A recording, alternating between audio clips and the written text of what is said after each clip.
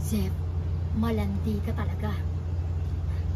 Kunyari ka pa, kimi at mahiyain. Pero ang totoo, nasa loob ang kulong mo. Akala ko ba, barkada importante sa'yo, pag-aaral at pangarap mo. Pero ang totoo, gusto mo talagang gayumahin sina Sean at Josh para nag-aagawan sila sa'yo. Yung dalawang lalaki, Mexi.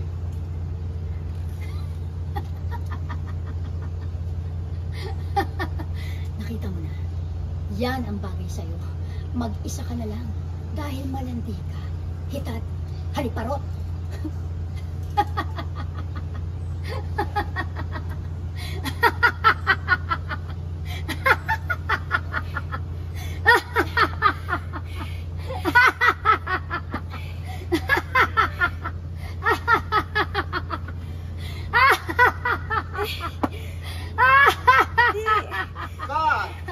Gusto na, ayaw ko natatawa, hindi ka natatawa, no? Ako lang yung waling alak at may Miss Gladys.